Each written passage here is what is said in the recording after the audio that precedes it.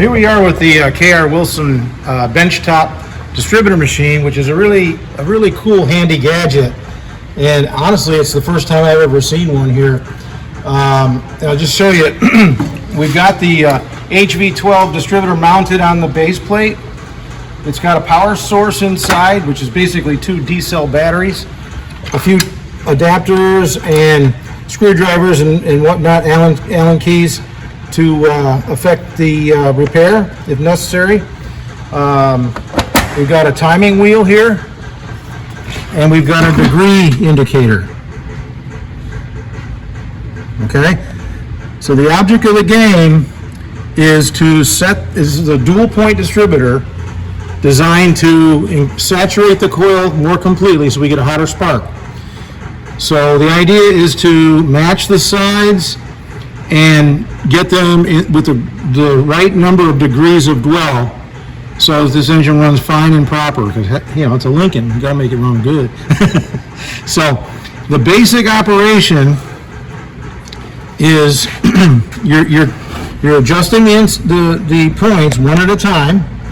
And if you look at this, distributor sits in the car like this, right on the front, okay?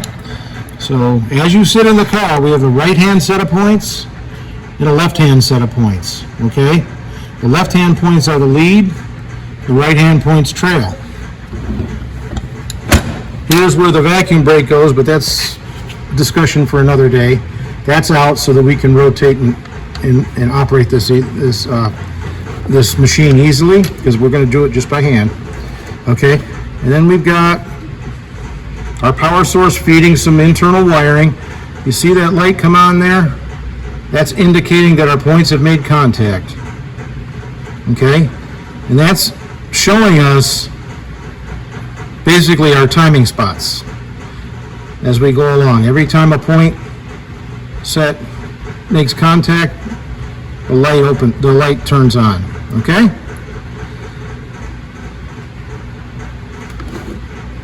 We got the rotor, these are really neat pieces of machinery, these early Ford helmet style distributors. High quality pieces. I've always been impressed by the amount of effort they put into these things, and they work good once you set them up right. So, not to go into complete total detail today, but the idea is you start with the left side. As I said, they lead. You block off the passenger side points with a piece of paper between the contacts, and we put our ground terminal in this location here on the points. Okay, so we can make, I'm sorry, that's not a ground terminal, that's the hot lead. Okay, so we can make electricity to light that light. As we go through, what we want to do is always going in direction of rotation so we don't have any slack. Just as the light turns on, okay, then we're going to take the machine and make note of where the F mark on this rotating disc. There are a number of hash marks. Half of them are blank and half of them have F. F stands for fire, as in fire the coils. So what you do is you just turn that light on, you set this degree indicator to 0, and bring your mark around to 22.5 degrees, which I'm actually slightly big here. I'm probably close to 25 here, but for purposes of demonstration, we're close enough right now. Okay, so now we've got, let's say, 22.5 degrees of dwell time, okay? If we're way out, we adjust that by adjusting the air gap on the points, okay? And basically you go in there and you loosen the pivot and you use your eccentric here. Let me see if I've got a pointer that will, okay?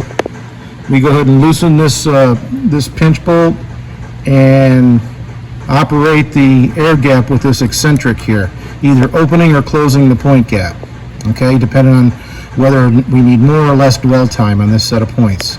And all we're doing is working on half the distributor at a time, okay? So then, once we get 22.5 degrees, okay, we lock that down, we recheck, and we go back to the timing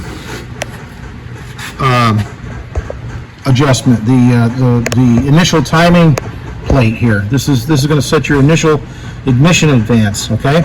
And you start with this right on the center point, according to the instructions with this machine, and we had to go 2 degrees before top dead center to get this thing lined up perfectly, which is 1 hash mark. So we're right on the, I believe, factory. And you don't even look like Mona Lisa Vito.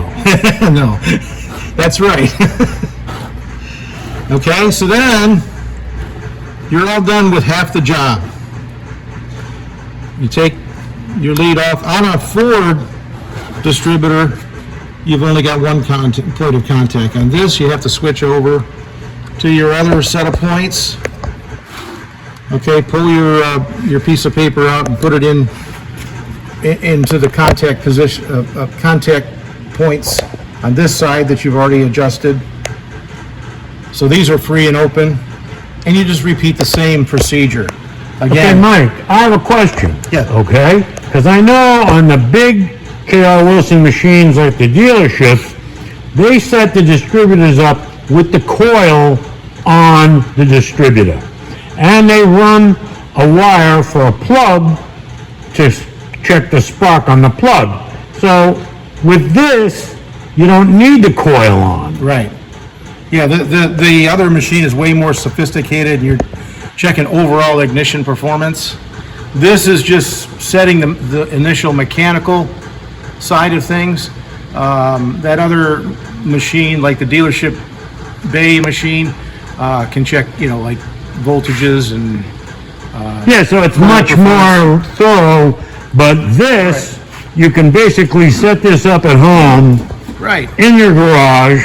The average gas station owner could get by with one of these for quite a few years without ever needing the big, huge service-based system, which was probably a big nut to crack, in lean times.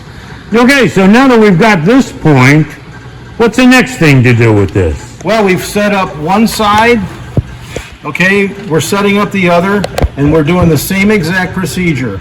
We're trying to achieve 22.5 degrees of dwell time so that we raise that coil saturation to the maximum amount so that we get a hot spark. Okay, so we do that. That's just repeating the same operation. We turn the light on at the F mark, which is our firing point, and when the F mark gets to the other side, goes out, that should be at 22.5 degrees. And if it is not, we adjust the points to bring it into spec. Okay, and I should interject that when we first set this thing up, we couldn't get the light to come on. We thought the bulb might be bad. We checked that. We put 2 new D-cell batteries in there, which is what it calls for, and they were both bad. So we went through 5 different D-cell batteries before we found 2. Check your that batteries. would work. Yeah, just check the batteries. So We just checked them with a multimeter. The typical D cell is 1.5 volts. That's sufficient. We're just trying to light a flashlight bulb. Right. All that is a contact indicator. And the other thing that we had to do, because this is an old piece, and the wiring was a little funky and brittle, and they had just wrapped the bare ends around the connectors, so we took those off, cleaned them up, put some eye hooks on them, put them back in, and like magic, the light came on when we rotated. Right. And just to point out, just in case anybody's curious, this is where I'm hooking the hot lead. I mistakenly called it a ground. It's not a ground. It's where power comes in from this machine, right on these terminals here. Okay, that's one for the passenger side, one for the left side, one for the right side. And that is where the coil rides. I hope you enjoyed this brief description of this K.R. Wilson benchtop distributor machine. And Mike did a great job setting it up. So we're going to take this distributor. We won't bother showing you how much fun that is, to put it into one of the HV-12s sitting here in the garage. So stay tuned, because that'll be happening in our next video. So thanks, Mike, again for an